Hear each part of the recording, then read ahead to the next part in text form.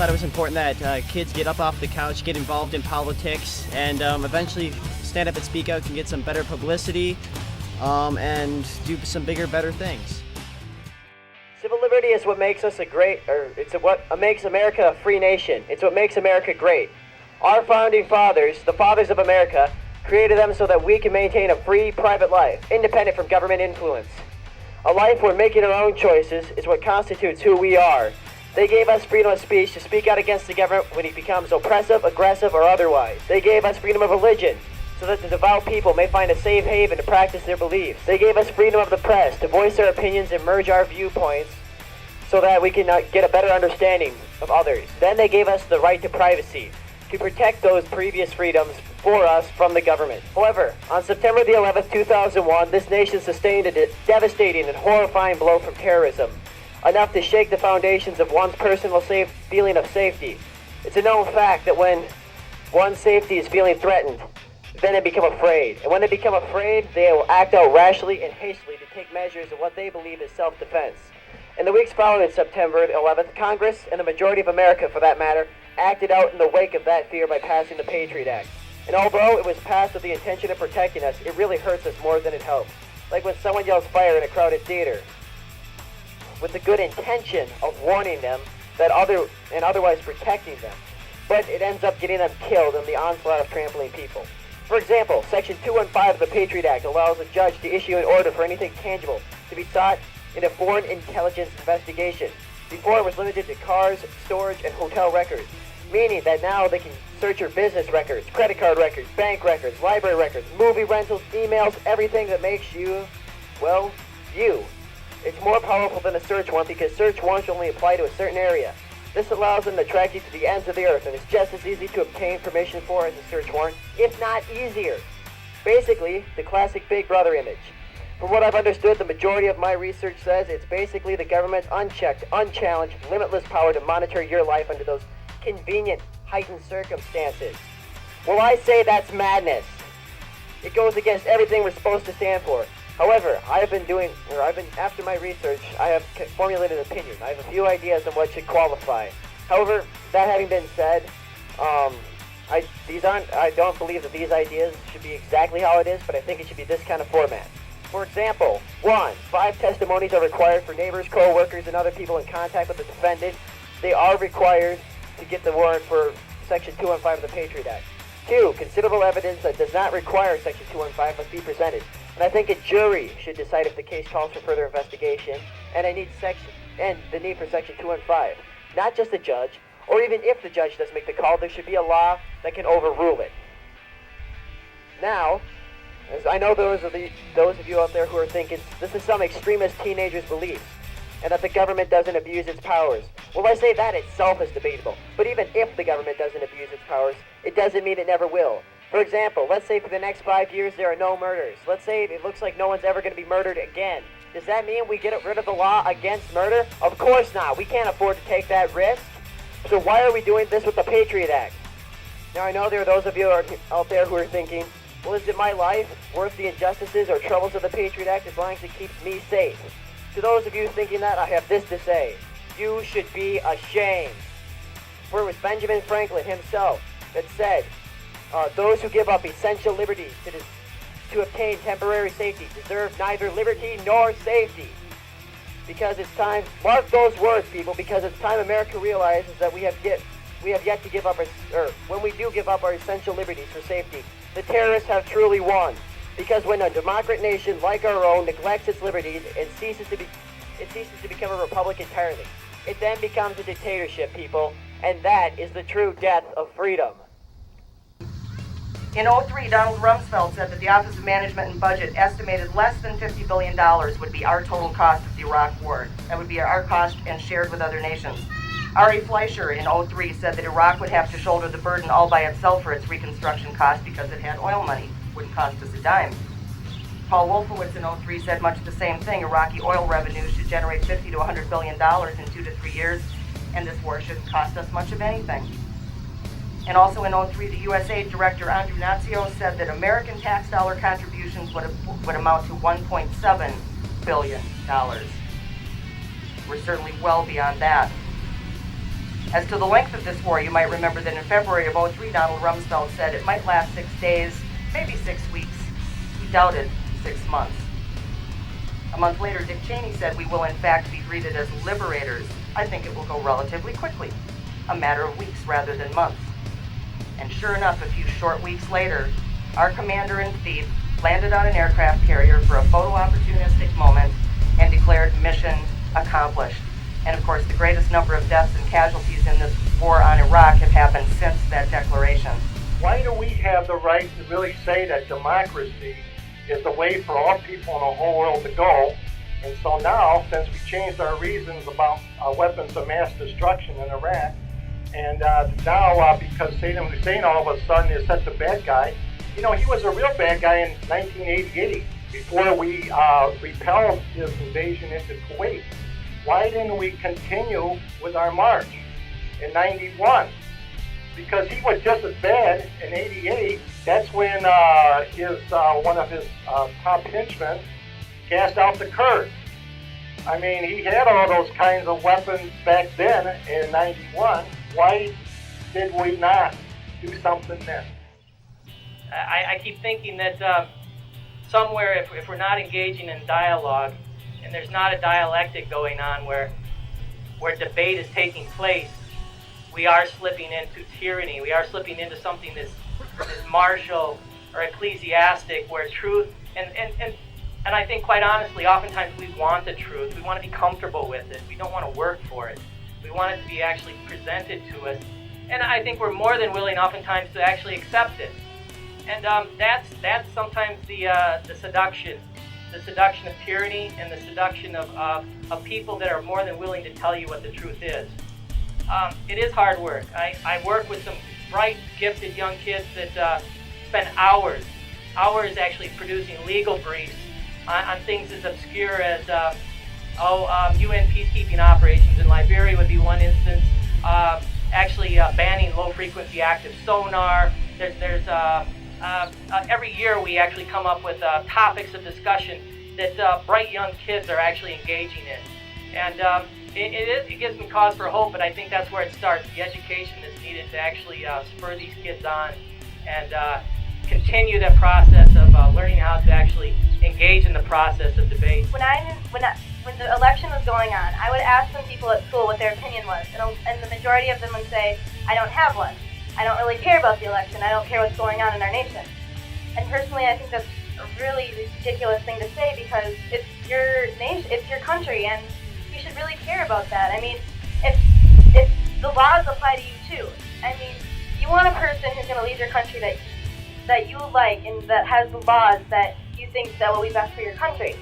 And a lot of them say, I'll ask them, I'll be like, are you Democratic or Republican? And they'll say, I'm Republican. And I'll ask them why, and they'll say, well, I don't, and they'll stutter, and they'll be like, I don't really know, my parents are, and I think they're right. And I'll be like, you should have an opinion for yourself, not your parents' opinion. I started to believe in my parents too. They were Democratic, and the more I researched the subject, and I realized that I was a pro Kerry, because Kerry was, well, put it this way. I really didn't think Bush was making great decisions in his campaign. His first 4 years, he wasn't making good decisions. And I thought it would be time for someone else to take a stand. And the way Kerry was, he had plans for kids going to college, better funding ideas, and I thought that was really important. And also, I just wanted to say that I was in a public achievement group at school, and with Amy actually, and we talked about kids getting involved in politics in school, and we also helped run the mock election at school and stuff. And a lot of the kids, we found out, actually do care about their country instead of those who just don't care at all. And I really encourage most of you to stand up and take care for your country and actually care who leads your country and sets laws. I pledge allegiance to the flag of the Corporation of America and to the capitalistic morals for which it stands, one nation, under consumerism, with products and things we don't need for all. It seems that in this country of consumerism and capitalistic morals, no one really cares about what happens to anyone else, as long as it doesn't directly affect that individual. All we want is more of the products we think we need to be complete. However, this goal of completion will never be obtained. This is because we no longer are the possessors of our possessions. This is because the things that we own have ended up owning us. If we were told that the products we consume were brought to us by a company that kills thousands of people, for instance, in its production, chances are that a majority of the consumers will continue to use these products without feeling any remorse. For instance, is it not true that McDonald's goes all over the world to places they are not wanted, and yet we continue to eat our fatty foods there? Is it not true that Walmart uses child labor and also goes to places they don't belong, such as next to an ancient Mayan temple, yet we continue to shop there for our cheap plastic crap that we don't need? Is it not true that Nike also uses child labor, and yet we continue to buy overpriced shoes from them that don't last? Now, there are still people in this country that do care, but most of them are still not completely caring. Therefore, I draw this conclusion. No one here in corporate America cares. However, I want people to care. I want people to stop spending money on things they don't need, so there will be more money for the people who need it. To stop buying overpriced clothes that don't last, and to start buying clothes that are for basic needs only and will last them the rest of their lives. And to stop buying fatty foods with no nutrition from dollar menus, and to start buying and eating healthy foods that will lengthen people's lives and help end obesity. When all this happens, we will indeed be the possessor of our possessions once more, and we will no longer be slaves to consumerism and no longer have to pledge our allegiance to the corporation of America. Now, a jigsaw puzzle is definitely one of the more complicated things a person may ever do in his life. Now, it consists of putting together a random picture put together out of any given number of random pieces that are cut out of that picture. Now, at first this may seem an easy task, but it turns out to be not so easy as you struggle to put together that ever so elusive 50-piece Where's Waldo puzzle. Now, this puzzle can get even more complicated as you get into 500 pieces, 1,000 pieces even. I've seen people on the news that made their whole wallpaper out of a jigsaw puzzle box. Now, this may seem complicated, but there are even bigger puzzles out there than that. This happens to be the American government. Now, the American government can be split into foreign and domestic relations, and at first glance, that's all it is. But as you continue to go lower and lower, you can see the microscopic pieces that go into making a good government, and one of these happens to be the economy. Today, I will talk to you about the budget deficit and how President Bush is proposed to get out of that budget deficit by 2009, or at least cut it in half. Now, I will also talk to you about the cost of the war in Iraq, which we've already had a speech on, and probably the most pressing matter today, Social Security. Now, the budget deficit, as I said earlier, is at $350 billion in the red.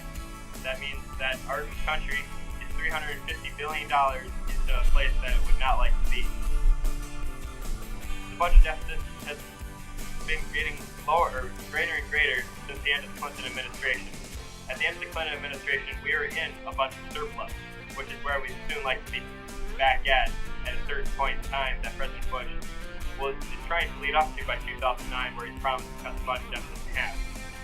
Now, this goal, according to Reuters' February 7th edition on MSNBC, says that this goal is unattainable due to his program cuts. The program cuts that he's proposed will hit hard, especially around the Midwest where we live. It'll hit hard to farming, and it'll hit hard on education. Education is another thing that we've been lacking on for the past few years. The No Child Left Behind Act was severely left underfunded. It was left underfunded by around $1 billion when it first began.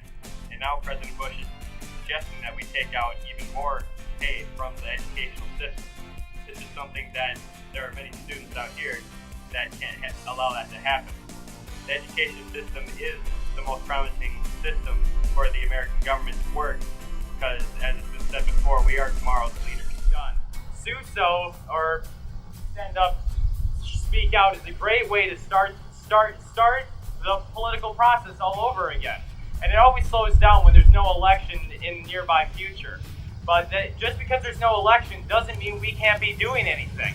And I think it's really important that we all get out, go volunteer at a political office of your choice, or go, I don't know, work at a soup kitchen, anything. Just get involved and tell people, inform people, and help out the community.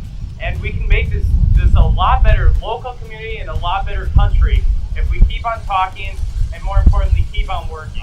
Our organization works on developing strong kids, families, and communities. And part of this and how we are able to do that and hopefully engage more youth is we continue looking for grants and more support to bring dollars and to basically do things like this, bring the community together, and more especially having the youth be able to plan and produce things like what we're experiencing today. I think what you're seeing is the beginning of something with Stand Up, Speak Out, and hopefully the beginning of something that's going to be great for Mankato youth too.